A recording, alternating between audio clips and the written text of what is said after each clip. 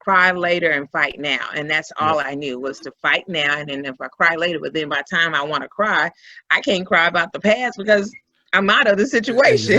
Exactly. Well, you So said I'm not really, I can't even cry about it, but I can cry out of as a celebratory that I did come out of it. I was able to put my shoes up to the bootstraps and fight through it and focus and have a determination to do what I said we're going to do. And that's how I came out of it. You're listening to the We Love Equity Real Estate Show, a podcast that discusses the intricacies of real estate investing with your host, Marcus E. Maloney. Marcus is a real estate investor best known for being the equity king. He's been awarded that moniker because he and his team find amazing real estate deals. He will be talking with investors who have done some transformational things in the real estate industry. They'll discuss their process, their strategies, and how their investments transform their lives and the communities they invest in. We welcome you to the We Love Equity Real Estate Show. Hello, We Love Equity listeners. I'm excited about today's episode. We have a very special guest. Her name is Dorniecesher Johnson. Dorniecesher is based out of Houston, Texas, but she's working multiple markets. So Florida, Georgia, Atlanta, Michigan, Oklahoma, Arkansas. She's all over doing wholesaling, buying holds, fixing flips, and even working on new builds and development. So without further delay, I'm going to get out of the way and I'm going to let Dorniecesher do her own introduction. That way we can get a backdrop and a backstory of Dorniecesher and see how she can possibly help you guys going forward, because that's what this show is all about. So Dorniecesher, welcome to the show. How are you? Thank you for having me. I'm so excited to be on your show and see if I could drop some gems for everybody. Yes, I am originally from Houston. I love what I do. First you got to understand about the hardship, the good and the bad. I've been doing this for the past 6 years. I started in Houston and then I took the leap of faith and just say, what if and how would it look like if I go into different markets that I'm not familiar with? Yes, I probably visit them and vacation, but branch out, and now I'm excited. I'm in 7 different markets and growing in 2021. Okay, so give us the backstory. How did Dorniecesher go or get into real estate investing and wholesaling? How did you go from that traditional person, thinking, okay, I need to go and get a job, into being an entrepreneur? Well, I started as an entrepreneur at 7 years old, having a lemonade stand, selling cookies and chips. So that was always in me. So I knew at the age of 7 that I wanted to be self-employed. Didn't know what the word self-employed was, but I did enjoy having customers come to me, buying my product, and I had funds in my pocket immediately. So as time progressed, it's amazing how, the older you become, it's definitely solidified. At the age of 7, I knew then that I wanted to be an entrepreneur. Of course, my mother wanted me to have a degree in accounting, and I did so, but that was out of, for her security, but my security was more so as an entrepreneur. I had a tax business at the age of 22. Okay. Yeah. 22 years old here, first in Houston, and I migrated out to Dallas. And again, I enjoy, marketing, and I ended up acquiring 4,000 clients within my 17 years of experience. I lost it all, and how I got into real estate was the loss. It wasn't a gain. It was more so of losing and being stripped from what you're comfortable with, and I had a lot of death in the family here in Houston. So it caused me to lose a business and lose family members to move back with a negative $259 in my checking account. Wow. Yeah. So I was like, okay, woe is me, 35, single, no kids, that story. And I was, thank God for a degree, was a financial manager temporary at a dealership, and one of my clients till this day introduced me to wholesaling. And when the person tells me something, I'm like a dog on a bone. I'm like latching on and not letting go. And so in 2014, of course, everyone before this Google phenomenon of YouTube had a lot of these little courses and little trainings about wholesaling. Of course, Dan Miller and Shantari and Kent Clother, and the list can go on and on. Even Carlton Sheets, the father of wholesaling, told us all about this. And so I fell into it out of desperation or out of trying to get out of my situation. And when I was introduced to wholesaling, it's because I didn't have anything. And I think that was the best gift that I ever had, because I knew my spiritual guide, which is my father, told me, they can strip you from everything, but they can't take everything from you. And what I had was knowledge. What I have is experience as an entrepreneur to know how to go back out there in the trenches and pretty much create another avenue of revenue for me as young as I was at 35. Gotcha. So what I'm hearing is that at the age of 7, you was just a natural born hustler. It was, I don't need anybody to do anything for me. I'm going to go out here and I'm going to get it, how I need to get it. So from the age of 7, you started, being an entrepreneur, knowing, kind of what you wanted to do. So you started this tax business and you said that it failed. Without going into particulars, if you don't mind sharing, how did it fail and how did you pick yourself back up? Because people like to hear those stories of adversity, because a lot of us go through adversity, but it's only those strong people that can have that adversity and then pick themselves back up and continue on. So how did you do it? Well, long story short, there was a man fell in love with. I actually incorporated into an established business. So I brought a business into a city that I was familiar with, but I brought a person who had no idea about taxes, and I end up giving him 60% of my business because of something grandiose, which is a family and kids and everything. That's what I really wanted. And Gotcha. Then once that dwindled, I thought everything was over with, but a lawsuit came behind and took all 4,000 clients of mine and the money that I had already reserved. And that caused me to lose everything. Now, the question, would I do it again? Probably will, but in a different way. I think that, just because of someone, I think, out of honesty, I was depressed. I was disheartened and heartbroken about a person that I involved into my business, took things, but at the same time, I wasn't prepared for it.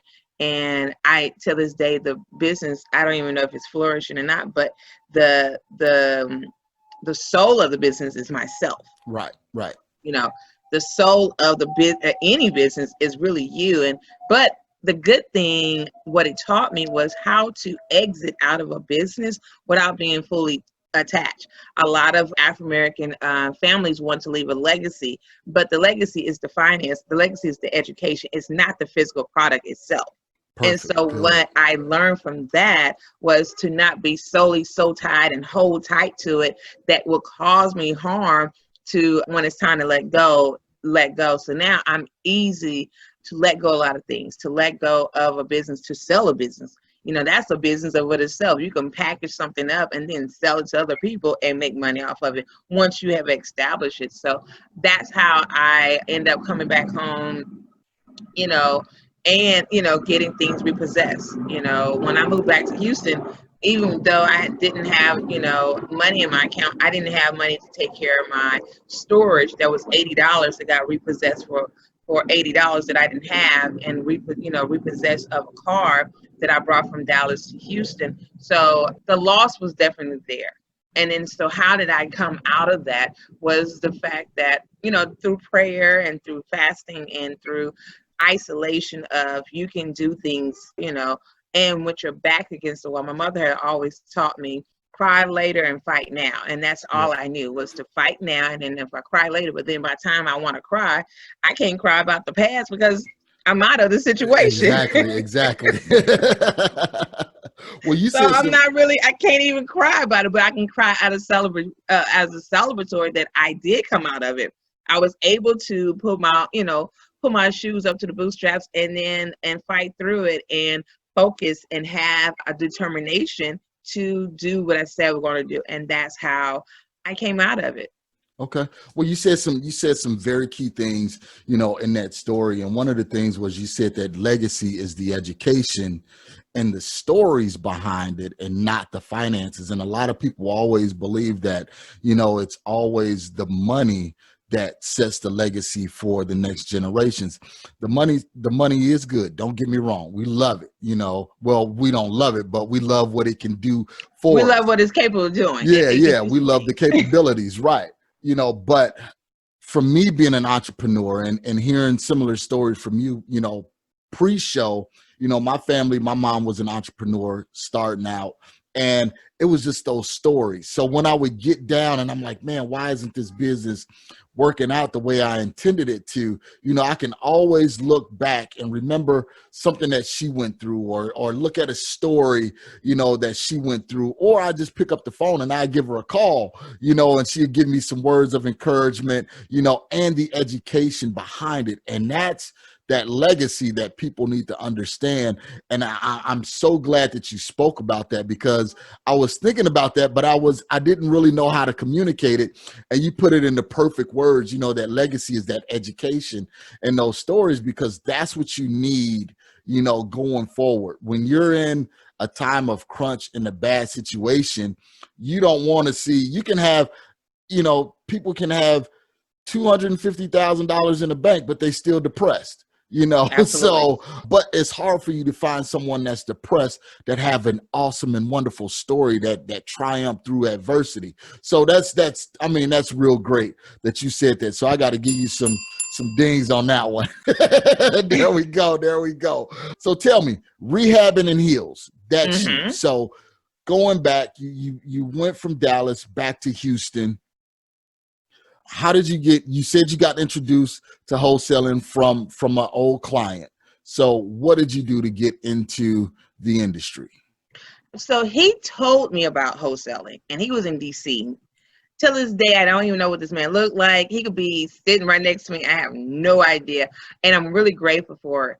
From that, it was my curiosity to, Google. I found a local RIA or YouTube that was based here in Houston. Of course, I had other experienced real estate investors that were nationwide, but I needed someone that I can breathe on and hold on and connect to. So once I found my mentor through a 3-day seminar, here's what I do know for a fact. Whenever there's a seminar for 3 days, I promise you they're going to tell you everything that you need to know, but we as human beings, we can't grasp all the information. And so with my wittiness and my entrepreneurial spirit, I knew that anytime you write something that you want to remember, they're also having another connecting the dots. So I ended up implementing a recorder. And back then, you couldn't record anything, but they didn't know. I was sitting in the front. My mother, again, being the oldest, she's like, sit in the front, don't sit in the back, ask questions when you don't know. And I used that elementary knowledge to say, okay, well, I'll be the first person at the seminar, sit in the front next to the projector and record everything and write down stuff. So whatever I could not catch, I'll be able to go back and replay it and catch it then.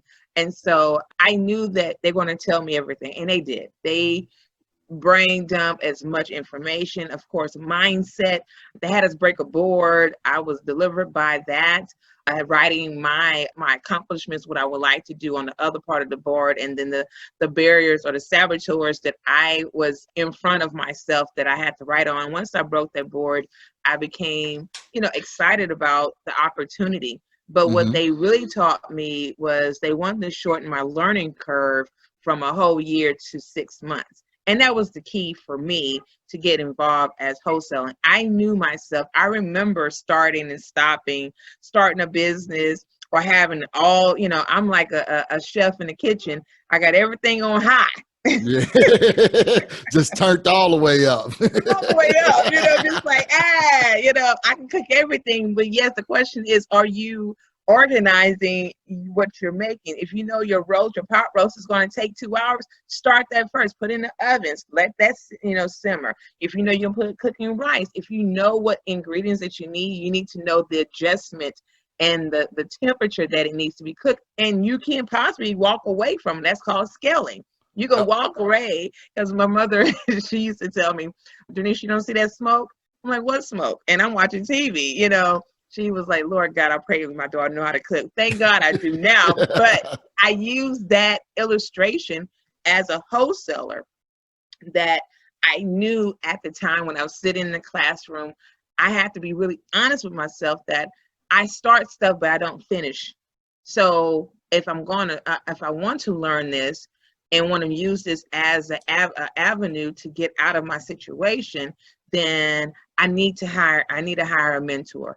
I need people around me that speak the same language. I need to study. I need to read the books that is already out there, whatever, YouTube. So I end up submerging myself in the process, and I had to do a major mindset to move forward. Mm-hmm. Because if I didn't, I don't think I would still be involved in real estate or as a wholesaler.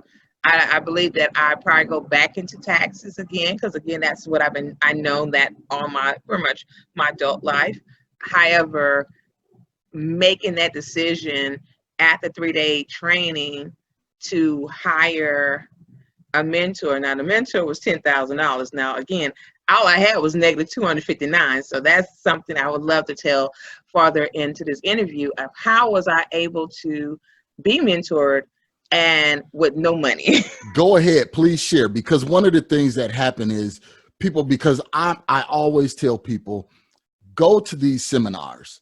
Don't go with a closed mindset knowing that, hey, they're going to ask you to run to the back of the table and buy this course or anything like that. Two things that I tell people to go to the seminar for is because when you have these national rodeo shows, is pretty much you have these gurus going around from state to state to state. Normally it's somebody local to that market that's telling that guru, hey, you know what, you need to come into this market. So I always tell people, go and see who that guru is affiliated with and latch onto that person that's in your local market. And that's what it sounds like, you know, one of the strategies that you was doing.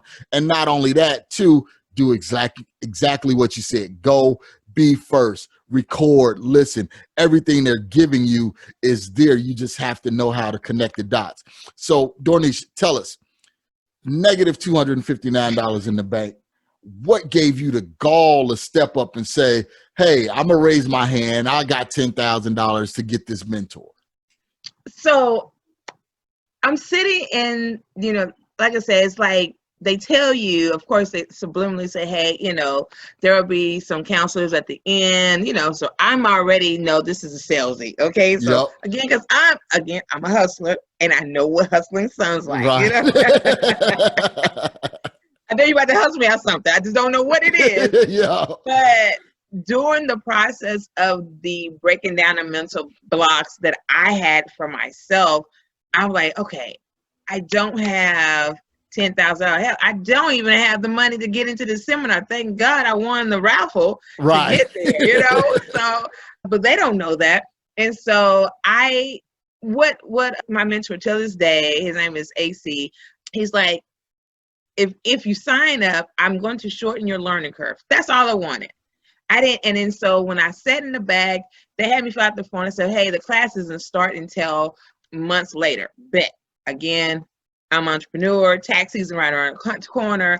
I can do a couple of taxes. I can hustle this money up. And I can hustle this money up. Now, mind you, that was my mind. That was my game plan. When that time to show up, I didn't have $10,000. I didn't have it. I did not have it. But I think it was the favor of God. That's all I can say. I walked into the classroom, sliding, you know, when you sit, now I'm sliding in the back because I don't want to be in the front. You know, I want to be way in the back. Just hand me that binder, close that door. If I'm in it, I'm good. I'm good, right. So I end up sitting in the back of the classroom, but what they end up doing on the first day was put me on the bus and open my eyes.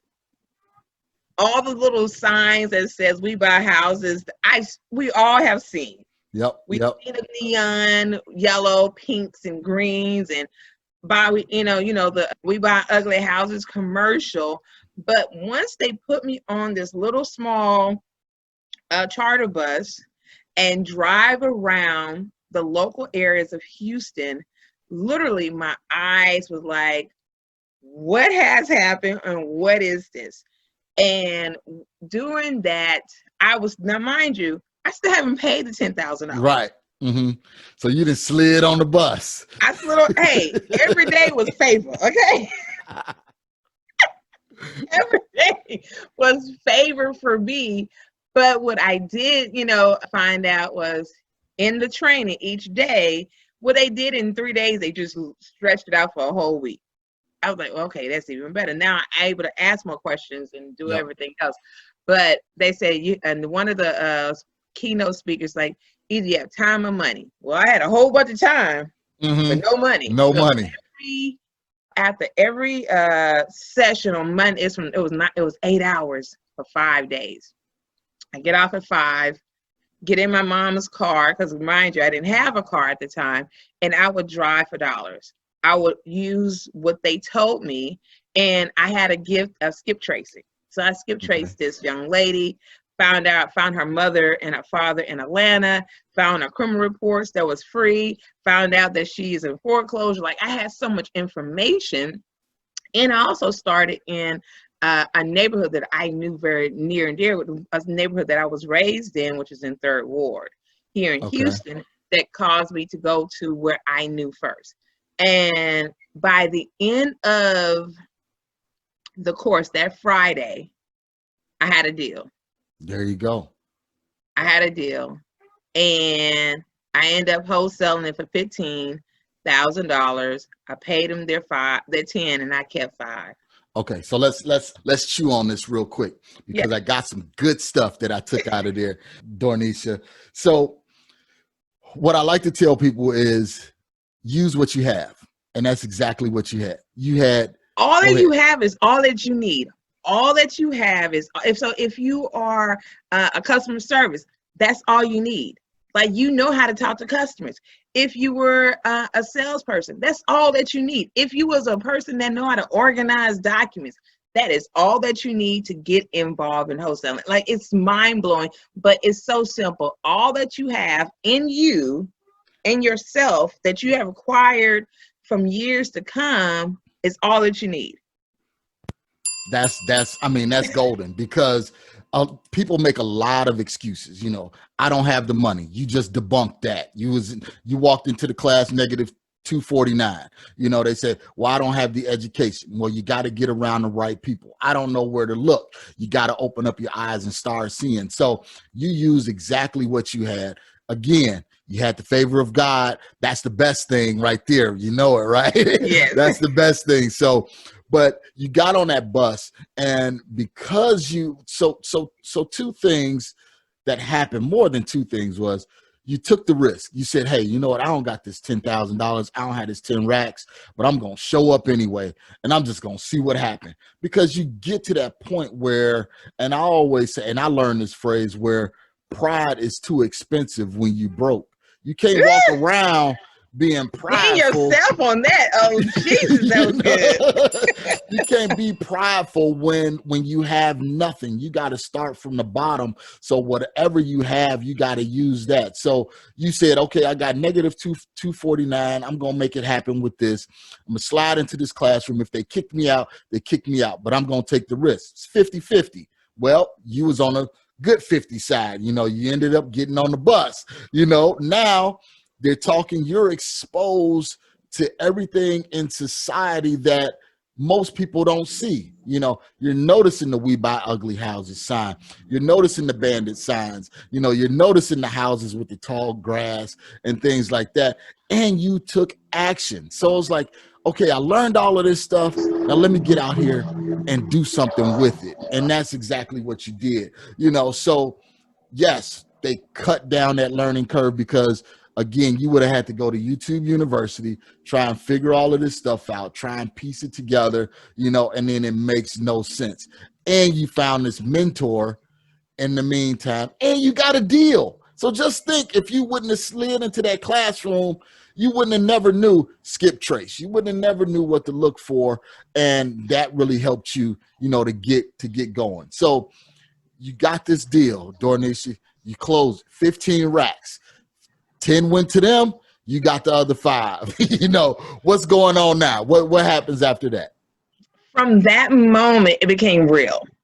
I think what's going on with a lot of wholesalers are beginners. Wait. I'm sorry. Got to go back. Because I know people are going to say, okay, well, yeah, she closed the deal, but what happened? How did she do it? So tell us about the seller. What was the situation? You said they were in pre-foreclosure. They was in Atlanta. How did you navigate closing this deal? Okay, so the house was here in Houston. The daughter was here in Houston, but I skipped trace, and thank God my mother, again, all that you have is all that you need. My mom used to work at a collection agency. So she used to teach me how to skip trace before it became the thing of the century right now, 2020. You got to get a skip trace. So I knew how to skip trace from the rooter to the tutor. I end up searching the owner, found out she was in, of course, I saw the yellow sign. That was a violation sign in the yard due to drive. So how did I find it is driving for dollars. Okay. Drove into a neighborhood that I was familiar with. I saw the high weeds. I saw all the signs that I was taught that Monday, Tuesday, because I found it Wednesday. Wrote down the address. I skip traced that particular property. She was there. Lights were on. I dropped my business card. I dropped my contract. She didn't respond. I took the additional extra step, and I found her mother and her father who lived in Atlanta. Okay. Because the phone number that I had on me was disconnected, but I knew she was there. Like, okay. Right. You just know the person's there. Right. I see you, see you. Okay. Right. So I took again, I got to get this deal done. Like, no matter what, I have to get this deal done. So I went and I found the mother and father. Mother didn't have really good, close relationship, but the father did. They, and I love my elderly senior family. I tell you this, the rule of thumb is less talking and more listening. Yep, there you go. Told a lot about her, which gave me some ammunition when I did have the opportunity to talk to her. I already knew she was in jail before for something else. So I knew I was talking to the right person and the right family member. So the father ended up giving me the numbers unconsciously. And I always had pen and paper because you just never know what you're going to get. So I'm writing that number down, and I'm trying to get it double checked because he said it twice to make sure, but I want to get it the third time. He's like, maybe if you give me your number. That's okay. I got the number. I just want to make sure. Right. I got it. So called her, she didn't answer. The persistence that I had, I left her a message. I also did a little trick that I know that car salesmen do. And this is the gem. Have you ever noticed in the mailbox, back in the day, I want to sound, I'm aging myself, but they used to mail off car keys. Yep, sure did. To direct mail out to other people that's in their neighborhood of what a dealership. You bring the car key back to the dealership, and of course it's a dummy. So, but they just need you. They need the body. Right? So I end up writing a check. Wow. Slid it in her mailbox. Told her to call me. She couldn't cash until she called me. There you go. Ingenious. So now was the check good, or was it was just a blank check? What was going on with the check? It's the same checking account that had a negative 259. I felt very comfortable that she couldn't cash it because there was nothing there. Right. But the trick was for her to give you a call. All I needed to do is give me a call. She gave me a call. Again, I ended up using the relationship. Let me tell you about wholesaling. It's a like, trust factor. Yep. That's really the secret sauce to wholesaling. If they don't know you, they won't like you. If they don't like you, they won't trust you. And half of the time, it's never about the property. It's always about them in their situation. So I knew that, hey, I talked to your mom. I even used her first and last name and her father, so she knew that I knew her. Right, and it was not a collection call. This was like, I know enough about you for you to trust me so we can get you out of the situation. She was just staying there until the foreclosure happened. I said, why would you lose all this equity that you have acquired? I understand that she lost her job. She had a couple of miscarriages. Her husband left her. So it was really heavy, but she stayed there until she get kicked out. And I knew her parents wanted her to relocate back home. So, I'm a counselor. Yep. You provide a solution for her. I have a solution for her.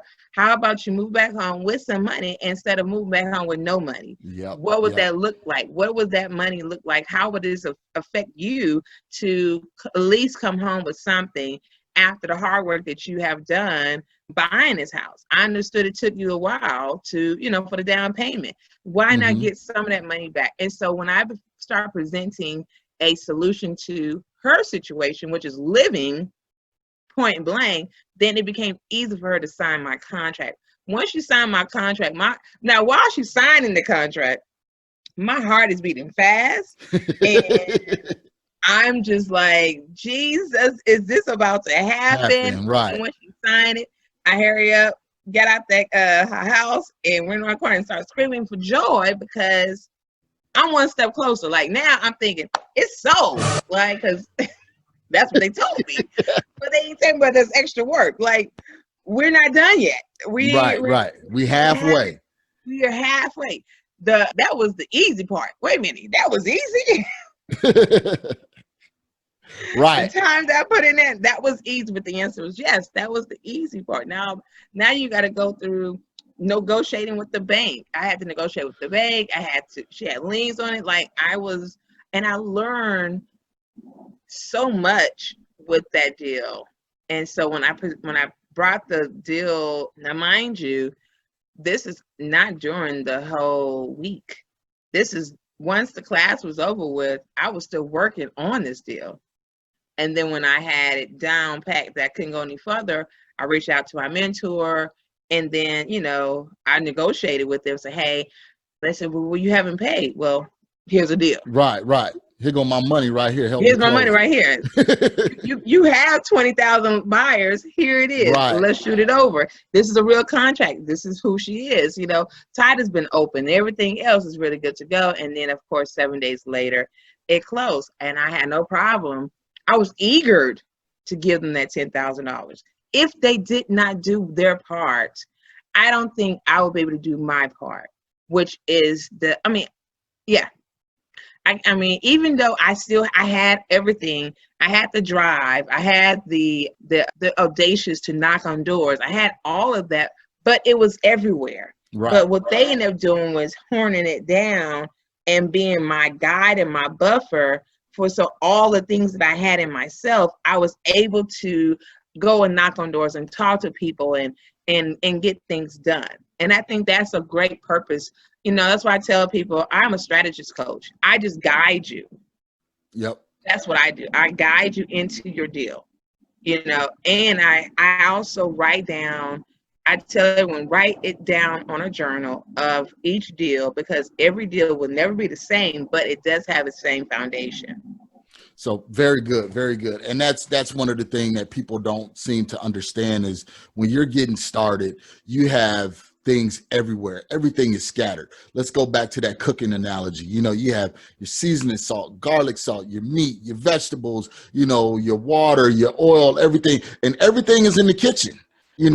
Everything is in the kitchen, everything is there, but you don't know how to put it together. And that's what that strategist and that coach and that mentor does, is help you put it all together. Yes, you can eventually figure it out, but once you're done cooking, after it takes you way longer than what it should, will it taste as good as it would if you had a chef in the kitchen with you? Sometimes, you get ready to make this apple pie and you have everything and you put it in the oven, take it out, and it's like, this don't taste like what I think it should taste like. It's because you you may have forgot something. You may have missed a step. And that's the way it is with wholesaling, is if, you know, every deal is different. Every recipe is different. And if you don't add the right pieces, you're going to come out and you're going to have an upset seller. You're going to have an upset buyer. You're going to be upset, you know, and you're going to ruin your credibility because you're trying to throw all of this stuff in this pot and don't know how to mix it up together. You know, absolutely. So very, very good. So, man, I love the faith. I love the faith because you had the faith to show up for the 3-day seminar with negative 249 in the bank. You had the faith to walk in the classroom knowing you didn't have the $10,000. You had the faith to walk up to the door and talk to this girl or to this lady and say, hey, I can help you out. You had faith to go back, you know, to the mentor and say, hey, I don't have the $10,000, but I'm bringing something with me. I'm bringing a deal that's going to get you your $10,000. You know, so very, very, very strong foundational principles that you're using, Dorniecesher, to bring this first deal, you know, to pass. And this is one of the things that I tell people is that, again, all you have is all you need. Whatever you got, you got to use that. And you got to start with that. You can't look at, you know, what I don't have and who I don't know. You got to use what you got. I'm sorry. Let me get off my soapbox. No, you're fine. I get excited about it because it's miracles, you know, that happen, you know, and that's a miracle because most people will look at your situation and be like, how does she have the audacity or the gall to even sign up for this $10,000 coach when you have nothing in the bank? You don't even have a car. You're using your mom's car, you know. So I was broke. That was it. That was so much pain. That was a thorn in my side. And I remember even in that, see, you know, it's the process. You know, I rather remember the process and the journey than the outcome, because what happened is we forget the process. I remember waking up every morning after the course, the training. My mom's like, you gonna get a job? I'm like, yeah, I do have a job. What is it? And you have to, as entrepreneurs, we have to be isolated, unfortunately. Yep. Because a couple of things. If you're that type of person that start and stop, when I say they, friends, family, neighbors saw you starting and stopping. So it's too early to reveal what you're doing. So I told my mom, I have a job. I wake up at 8, I'm out the door by 9, come back home by 5. Where was I? I was at Starbucks. I was in some neighborhoods. I came back home at 5. And then, now mind you, now this is the 15,000. So she did, you know, there was like a fluke to her. Like, okay. Mm-hmm. You got lucky. I remember vividly through this process, one, I had to get out my way. And I knew my mother was my crutch. I knew my mom was, you know, I had this analogy, or I used to tell myself, it's fog, it's a big old fog, there's a beam and you walk. And I made it halfway on this beam and I would always go back. That's me starting and stopping. And so I remember falling off this little beam and get caught. Who was catching me? My mother caught me. I can move back to my mom's house. Yep. I can always get a little piece of job, a 9 to 5. I would always, you know, those things, and then jump back on that beam and say, okay, try it again. So once I got on this negative 259, I said, if I perish, I perish. If I fall and fail, so be it. Mm-hmm. Once I removed that net from under that beam and realized if I walk back halfway to a beam and walk back to where I started, I could have went ahead and walked the whole way. Yep. But once I realized I got to the halfway and I just took one step, you know, and made it across, that's how I was able to close the 15. And then, you know, driving for dollars again, and got a deal for $10 and sold it for $114,000. You know, like once I present that check to my mother, it became real. Yep. But first it had to be real with me first. Then true. It became real with the other person. Now my mother, you know, I remember cutting her a $17,000 check for her business that she needed. And I had the funds. You know, that was something that was so refreshing. But I had to keep my I was in an incubating state of not exposing too early of what I'm doing. People knew I was doing stuff, but I didn't expose myself too soon because I didn't want to hear. I already had the naysaying. It was me. Right. Yep. I can't do this. I don't know what I'm doing. But if I had the audience of the ones who are fearful of uncertainty impose their belief on me, then again, I don't think I'll be able to finish. You would have got got to the finish line. That's true. And like you said, a lot of it is mindset, because it's not, yes, other people can say negative things, but it's what you, in your quiet time, right before you go to bed, right when you wake up, you get those negative thoughts. What are you doing? How are you out here trying to buy a house and you have negative $259 in the bank? What are you doing? Are you crazy? Dorniecesher, wake up, go out there and get you a job, go back to taxes, and it's those things, people, that you have to know how to block out, and you have to know how to overcome those things that you're telling yourself and that you're seeing, so you have to project something new onto what you're doing, because you knew it. You was like, I'm in this class. I see the possibilities. I see the opportunities. I'm going to go and get it no matter what I'm telling myself, no matter what other people may say, I am going to get it. So how did you go? Now, you just glossed over. I mean, you just seriously glossed over. I got this property for $10 and sold it for $114,000. You can't gloss over, something like that, because that's money in the bank. Tell us about that. What happened? Let's go from deal 1 to deal 2. We know deal 1. Okay, that was deal number 3. Okay. That was deal number 3. I used again the same formula. Drove around. Drop for dollars is where it is at. Buying the list is cool, everything else. But I just had $10, $20 in my account. Go driving. I'm still in my mother's car. I haven't changed that. I saw this house back in the neighborhood that I'm familiar with, and kind of find out the husband was deceased in the 80s, but the wife was still living. I found her. Like, literally, I found her on my birthday, to be honest, and through skip tracing. So she's very witty, and she's still living to this day. Older lady. She's smart, but in the probate will, the husband did not want her to make any decision of any of rental properties that he acquired. And so the executor was his brother. Well, he passed away. And then the next executor was her brother, which she was fine with that, because she would tell him what to do, and then it was done. He'd do it, and so I remember the deal that I found her. It was not the one as for $114,000. It was another deal. Well, she was signing so many contracts with other wholesalers, whoever gives the best deal close first type of thing, which end up causing a conflict with several wholesalers. Some of them gave up, the others continued. It was so interesting that the other wholesaler that was on this other, that talked to her, was one of the guys that spoke with me at my training, coaching. Okay. He was one of the speakers. So I knew him. Gotcha. And we negotiated. And then the crazy part is, we had an assignment. I ended up making $2,000 off that deal when he made $8,000.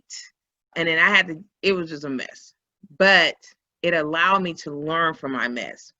So I end up picking her up in my car, and I drove her to the title company. Mm-hmm. No one else would do that. I want to make sure I get my $2,000. Right. Since I couldn't get the other 10, I'll get it. I'll take the 2. So what set me apart from everyone else is my trust factor. I picked her up on time. She got in my car, drove her to the title company. During that ride, I asked her about the house on the corner. And she said, "Oh, baby, it's burnt down." And it was a duplex, and it was burnt down, and she wanted nothing to do with it. So she sold it to me for $10. Wow. Because of relationship. Yep. Only because of the fact that I took the step further. Yeah, that 2000 is what it was. But I was able to get that house, that building for $10. Right now, it's worth $250,000. Now, I wish these are moments. Yeah. I could have kept it, but I didn't because I was in a flip and I needed to be liquid. And so, but I sold it for $114,000 and that was it. And that's one of the things that people have to understand, like you said, the know, like, and trust factor, because, you know, there's always wholesalers, marketing, and things like that. You know, these sellers are getting bombarded with marketing. But if you just go just a little bit further than the next person, you know, like you said, okay, I'm going down to the title company anyway to pick up my $2,000. Come on, you know, ride with me. I'll get you down there, you know, and in the midst of you having that conversation, you know, you made $114,000 on another deal. Everybody else had that same exact opportunity, but they didn't seize that opportunity and you did. So you made this money and you made a great relationship, you know, with this senior citizen, and you helped her out of her situation, because she probably would have lost that duplex, you know, although it was red tape on it as well, but I dealt with the red tape. Mm-hmm. She didn't care. You know, she was like, it's burnt down, was on a fire and everything else. But she was smart, though. She is a smart lady. And she still have more property. I can literally go back to her and see if she wants to sell the rest of her book of business. That's how important to have relationships with people. That's all it is. It's nothing but relationships with people. And people will end up referring you more deals. If I didn't build and cultivate, like she liked pork skins. Take her some. There you go. Yep. You can have the pork skin, you know. It just makes it sets me apart. Even whenever I'm on the phone talking to a potential seller, I just got off the phone with someone else. Great. I don't say, oh, okay, well, let me hang up. Because they mad. No, I'm like, great. The reason why we're hunting for this property because you have value, right, and you're not valuing your property. How about this? Cash out. The climate, the pandemic is what's going on. Do you want to be liquid? Do you want to be like, what are you planning on doing with it in 2021? Like, I just took another way around talking to people and finding out what they want. I just tell a lot of wholesalers, we're only two things. We're marketers and problem solvers. If you can solve a problem and you can market, that is it. That's it. You know, I don't care about, I mean, as a flipper, I care about the roofing. I care about the sidings. I care about, because that's eating my cost. Right. As a wholesaler, I care about how deep I can deeply discount to get the money that I want, and the position that I'm in, so I can assign it to another end buyer, because that's B2B sales. Yep, you got it. That's B2B. Dorniecesher, a lot of good things. We're going to take a quick break, okay? And we're going to come back, and then we're going to talk about what you're doing in Houston, some of the flips. And man, we still haven't even touched on these other markets that you're in. I'm just having fun. I'm loving this conversation. So let's take a quick break. When we come back, we're going to talk about some of your flips and what you're doing in these other markets. PropStream is the industry's #1 tool for locating distressed properties and connecting with highly motivated sellers. With 100% coverage across the U.S., PropStream provides a deep dive into any property's specific details, making it easy to generate lists of distressed properties and contact to the owners. No other product or service can compare. Gain access to MLS property details like expired listings. You can pull accurate comps, even sale prices in non-disclosure states. This information is typically reserved for licensed real estate professionals, but is also available to you in PropStream. Gain access to unlimited nationwide property search, comparable home sales, targeted marketing lists, and owner contact lookup, built-in marketing tools, hundreds of filters to search and sort leads. Start your free 7-day trial now by going to proud.propstreampro.com/WeLoveEquity. Other markets. All right, guys, we are back with Dorniecesher, rehabbing in heels, guys. She's based out of Houston, but she's doing things, across the South and the Midwest. Make sure you reach out to her. She has a very active Instagram page, rehabbing in heels. So check her out. So Dorniecesher, tell us, we talked about some of your wholesale deals. How did you get into flipping? I got into flipping because I started inquiring more and more about making more money. Now, here's the thing: wholesaling, we only get capped. Well, I don't say capped at 10,000. My deals are 20 to 60 because I know how to negotiate. Mm-hmm. I just knew that I wanted a bigger slice of the pie. Okay. So yep. I progressed. I built capital. My first flip. Again, no money. And no credit. That's what they told me. Yep. Now, mind you, I had money, but I didn't have a lot of money. And so during the process, I met a buyer who I was wholesaling to. He suggested this property in my favorite area of Third Ward, because they used to call me Third Ward Queen, because that's all I would buy is Third Ward. That was it. I wouldn't venture out any other markets until later in my career.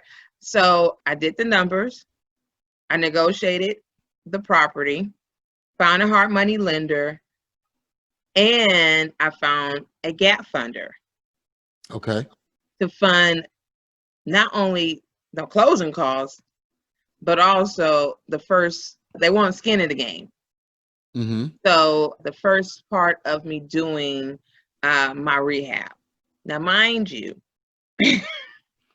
no money. I have zero experience in fixing and flipping. Hell, HGTV couldn't tell me nothing. All I saw was they bought our house, they put it together, and the end. I didn't know there was days behind that. You know what I'm saying? They did a phenomenal job editing. Okay. Right.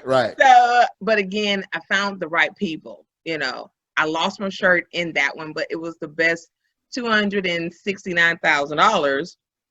I call it University of Barbie because that's the name of the property. And I learned so much that will allow me to do what I'm doing currently. But the beginning stages is I found a hard money lender. Again, it's the no like trust factor. If you're in a person's face a lot and you show up, like all I knew was just show up. Yep. I went to self-directed IRA breakfasts. I went to self-directed IRA lunches and Christmas parties. And I did that for 90 days straight. And I would always pitch a ghost deal. Okay. I didn't have a deal in place, but I would pitch. Okay. Because I need to be in front of people. The right people. I just need to be in front of people, and the people will come to me. Hey, when you have this deal, let me know. So when I had this deal, I went back to everyone that knew me. Hey, this is DJ. Oh, what's going on? Blah, blah, blah. I say I got a property. They shut it over, and it's okay, cool. I found a hard money lender that catered to first-time flippers. Again, I'm always there. And so the great thing about credibility is people know who you are. That was my line of credit. Yep.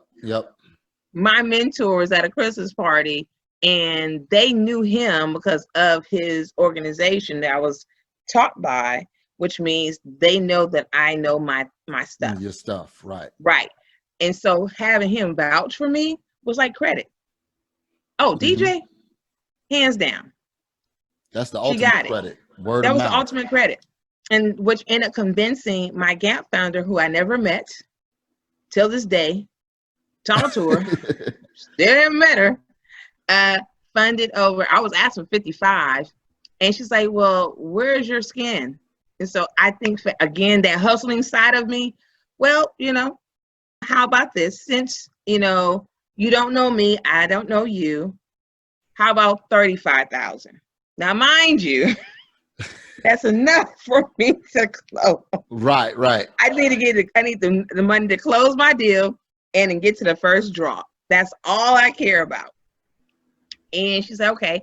So my closing cost was like $15,000, which left me $20,000 to get to my first draw. And I did that. Now 55 wouldn't be even better, but she gave me 35.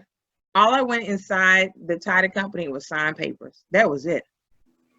Perfect. Perfect. So so is this the deal that you lost your shirt on, or was this a different deal? No. The deal that I lost my shirt on, I was doing so much. Again, HGTV clouded my judgment. I was spending way too much money on tile. I was spending way too much money on retouching stuff. Oh my God. Touching, my contractor mismeasured the cabinets. My stove door couldn't come out because there was a dishwasher door. I mean, it was hell. Okay. A headache. Right. I was supposed to build a 3-bedroom, add another bedroom, another bath. I just add another bath and no bedroom, just put a beautiful deck out there. So you was doing an addition also? Yeah, look, let me tell you. Oh, you was going all in. I was going all in. Now, the question is, I would have able to master that, but I didn't know. I really didn't know. So I would have mastered to get in that 3-bedroom, 2-bath, because I did half of the work. The decking was the same amount of framing. Right. The brick. I mean, it was so much stuff that I knew for a fact I could have done, but I chose not to because of fear. Gotcha. And it was my first deal. And I kept on touching it. Like touching, when I say touching the property, each time you touch your property on the same thing, you're losing money. I was in it for 8 months when I was supposed to be in it for 3. Losing money. Losing like all the equity. I was supposed to be making $80,000, and I walked away at the closing table with $2,500. The best. $2,500 you made, huh? And at the time, this is when Harvey hit Houston. Okay. So now, mind you, it was supposed to be a 3-bedroom, 2-bath. So whenever, and it's all about exit strategy. I made my bucket of clients shrink, because who want a 2-bedroom, 2-bath house? Yeah.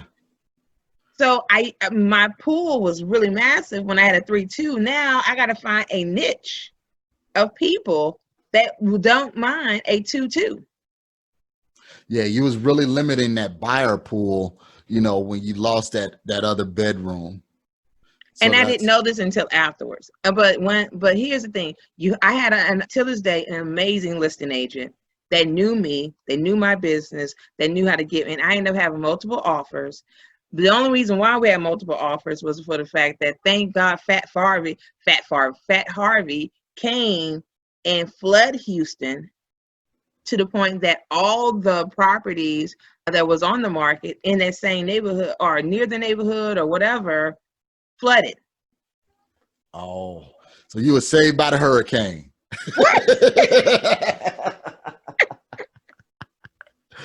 Saved by the hurricane. Saved by the hurricane. That hurricane was the best hurricane ever, because I was like, and I had multiple offers. I mean, so many people want to buy it now that it has value. So I ended up selling it for $269 instead of $3-something. Pay her off, because remember, I got to pay off the loan. Then like I said, I was in foreclosure at least 3 times. So remember, I had a wholesale deal that I bought the house for $10,000. I had to sell that to make it $114, so I can, because I was stubborn. I was still in my way. You're not going to threaten me and put me in foreclosure and take my property that I had already invested $80,000-$90,000 in. So I had to sell what I had in my pocket. It's like playing Monopoly. So I cashed out on I sold it for $114, finished out the property. And till this day, it's a beautiful property. So now, but again, it taught me so much. Like, losing is a lesson. It is. And that's what people got to understand is you can't be afraid to lose, because the only thing you're going to gain from that is the education on the next deal, how to do the next deal. And then you take so much from each deal that you do, and that's how people progress, and do bigger deals and do more deals and do deals in other states. So DJ, so you did the fix and flipping. How did you get, real quick, how did you get to other markets like Florida and Georgia and Alabama and stuff like that? So as I progressed here in Houston, I still fix and flip. I don't do as many, but I wanted to test the market. And so I went back. Once I look at all of my lessons that I've acquired from building custom homes, buy and hold, fix and flip here in Houston, I wanted to scale. I wanted to see if I can tap into different markets. So I start from the beginning, which is wholesaling.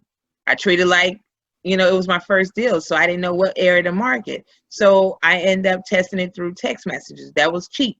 So I bought a list. I knew I couldn't drive for dollars because I'm not in that city. So I'm not familiar with the city. But I do know this. There's a hood next to a downtown. It doesn't matter what city, what state that you're in.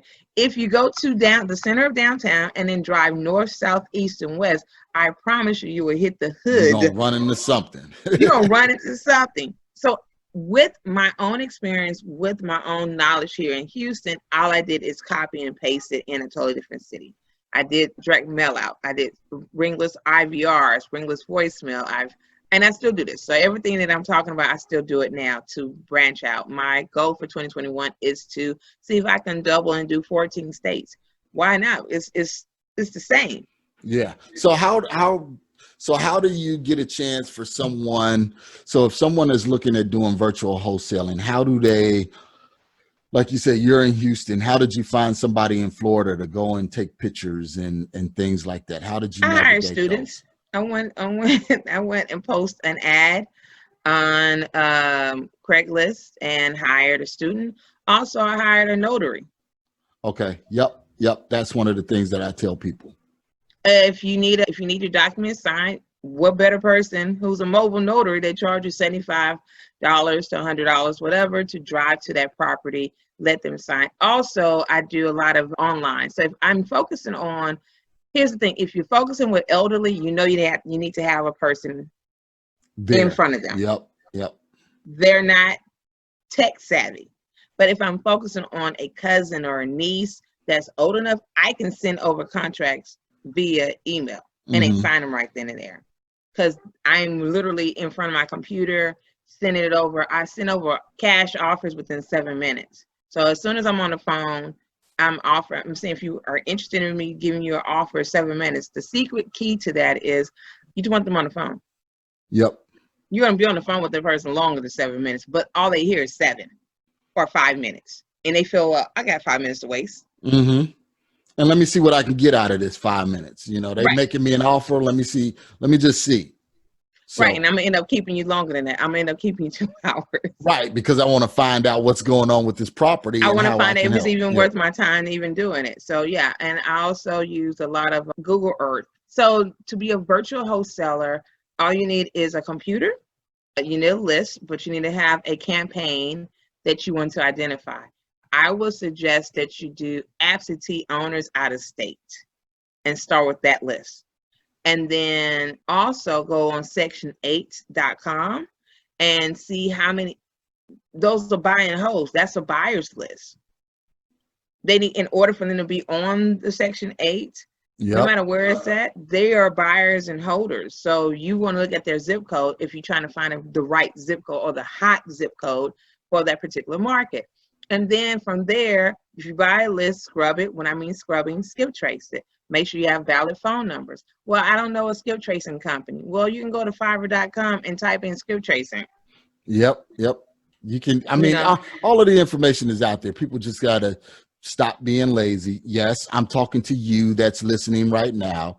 Stop making excuses, stop being lazy, and get out there. You can Google everything else. You can Google, Retro 5 Jordans. You can Google, everything else. Google skip tracing. Spend a little money on your business and on yourself versus, everything else that you waste money on. 100%. And then from there, just test the market. And if you test it for 2 weeks. If it come back with the information that you need, then you just time to double down. I would suggest everyone read Compound Effect. The compound effect will allow you to do things doubled. Yep. Start with all you have. We keep saying that.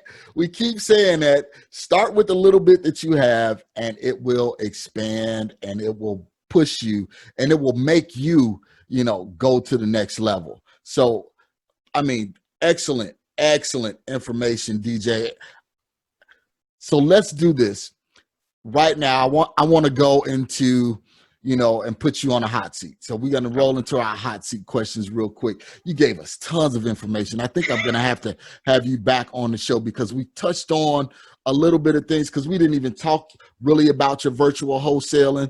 So I'm going to probably have you back on, for those that want to learn more about virtual wholesaling. So let's go into the hot seat. We're going to put DJ on the hot seat real quick. So DJ, answer these questions for me as quick as possible. You can elaborate some.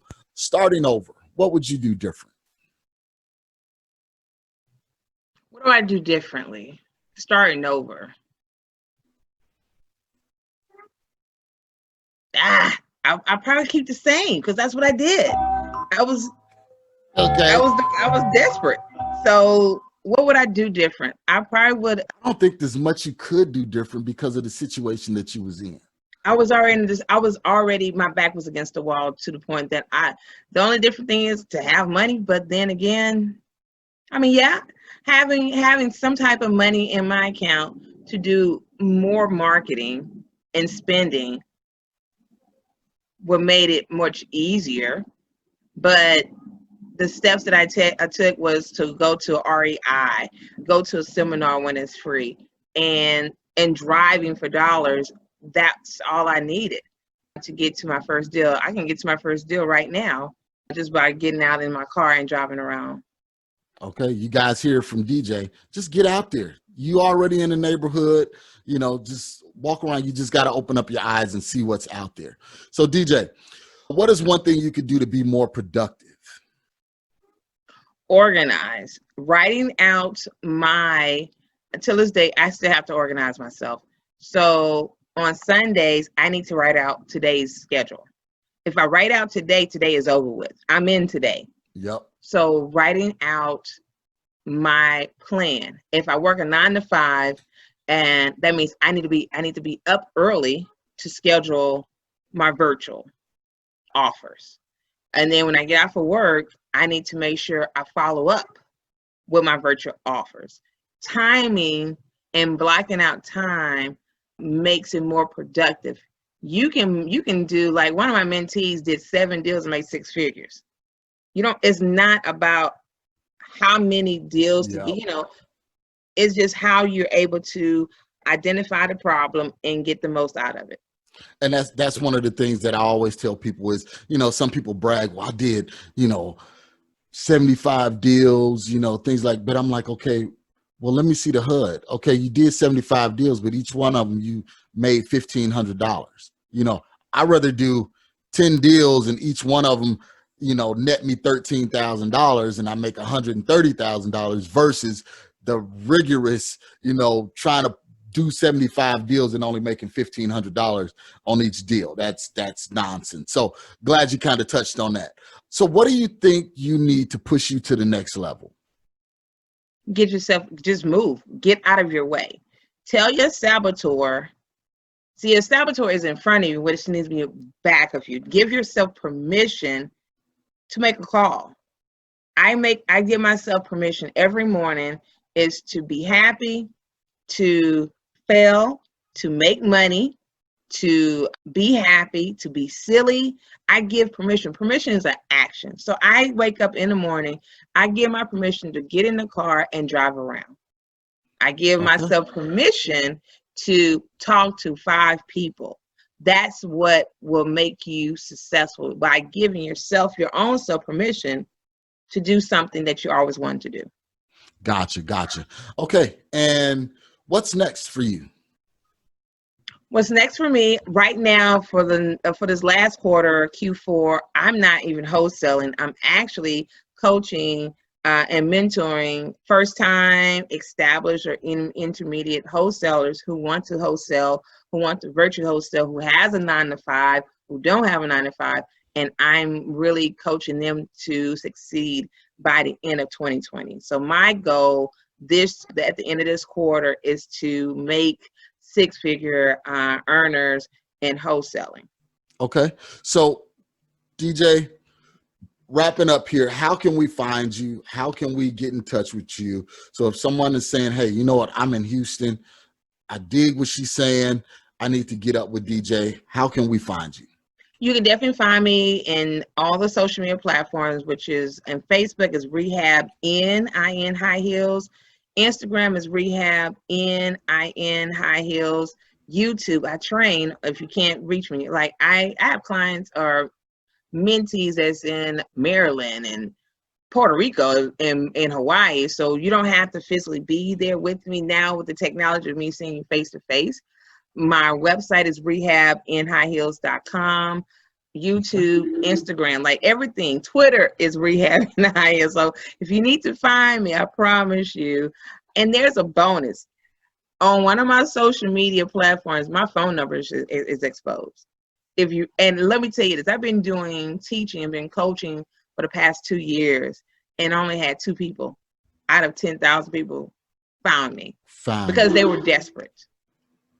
There you go. They didn't want, I will email you within 24 or 48 hours or immediately if I'm available. But if you really want to find me, I'm available.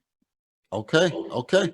So in parting, DJ, and I'll make sure I have all of that information down in the show notes. You mentioned a book, Compound Effect. I'll make sure I put that in the show notes as well. That way you guys can learn how to take, again, that little, double it up, make it more and make it more. I'll make sure I put the Rehabbing in Heels, Facebook, Instagram, and website in the show notes below. So in parting, DJ, what is some words of encouragement that you can give those struggling investors that may be, 3, 4, 5 months in and haven't done a deal yet? I would say, ask yourself this question: how would it look like? What would it look like if I close this deal? And it's okay to be uncertain, because uncertain equals opportunity. It's okay to fall on your face, but fall forward. Give yourself the best permission within the last quarter of this year to make as much money as you want and not be limited because of they. Who is they? Ask that question. Who am I listening to, and why am I listening to them? Have they ever accomplished anything? Right. And right. if they have, then I'll copy the right cat. That I'm good on. It's okay to copy. Just copy the right cat. Yep. There you go. You got to know who you're following. Got to know who you're surrounding yourself with. So DJ, I definitely want to thank you.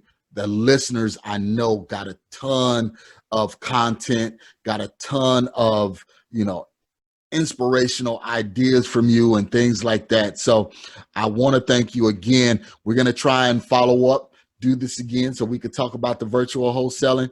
It was my pleasure. So guys, all of the information that you need will definitely be in the show notes. Hit DJ up. She's in Houston. If you're in Houston, Dallas, Atlanta, Memphis, Nashville, hit her up. Arkansas, Alabama. Find her, reach out to her, because she's definitely doing some things here in the real estate industry that you guys really need to be attached to and connected to. So with that being said, guys, I thank you for being here, and we look forward to speaking and seeing you next week. So next week, guys, thank you so much. We love Equity Family, and remember to always enjoy the journey. Guys, I hope you enjoyed that podcast with DJ. She had quite a bit of information. We didn't even touch on half the stuff that I wanted to talk about. Just really stepping out there and jumping out there and getting things done was something that she is definitely a contributor too. She's a woman of action, and I definitely like that. That was one of the things that I wanted to touch on and wanted to harp on, and that I really wanted you to hear. So guys, stop looking at where you are right now. Know, again, everything that we talked about, it all is summed up with you have to use what you have. All you have is all you need. Use that little bit to get started and progress your way to where you're trying to go. Don't worry about trying to collect so much. And I'm going to listen to those words myself. I'm working on a project where I'm thinking, well, I got to do this, I got to do that, got to collect all of this stuff. And I just need to use what I have where I am to get where I need to go. So guys, remember that, keep that in mind. I more than likely will do another follow-up podcast with DJ so we could touch into more of the virtual wholesaling, how she's doing that, how she's pulling that off. But I think just what we have, again, sums up what this podcast episode was all about, is that all you have is all you need. Take it, run with it, and get started. I appreciate you again for being here, guys. Welcome you to join us. If you haven't given us a 5-star review or rating, please do so. If this content is what you're looking for, if it's what you need, feel free to give me a review. Let me know, if I'm headed in the right direction, if I'm doing the right thing. Only way I'll be able to know is if you tell me. And don't forget, go to our website, MarcusEMaloney.com, get free contracts, get free assignment agreements, get what else we have? 15-minute free consultation. I try and offer you tons of stuff so you can limit the excuses and get out there and take action. So youtube.com/MRCSMaloney, IG.com/MRCSMaloney, Facebook at Marcus E. Maloney, and Twitter at MRCS Maloney, TikTok at MRCS Maloney. Join us. You can find me everywhere. I want to make sure you get the right content and the right education from the right sources. Okay, guys, remember to enjoy the journey. Thank you for listening to today's show. I picked up some great actionable items, and I'm sure you did as well. If so, let me know. You can always reach me via social media at facebook.com/MRCS Maloney, Twitter at MRCS Maloney, and of course, IG at MRCS Maloney. You can also always reach me via email at mmaloney@equityri.com. Make sure you reach out to our guests as well. You can always find their contact information in the show notes below. If you have not subscribed already, what are you waiting for? Join the family. And while you're at it, leave us a 5-star review. This is how we tell if we're providing you with what you need for your journey. If there's someone you would like for me to interview, or if there's a subject matter you would like for me to cover, please let me know. Finally, if you're looking for additional information about real estate investing, go to equityrealestateblog.com. Also, youtube.com/Marcus Maloney. Until next time, family, always enjoy the journey.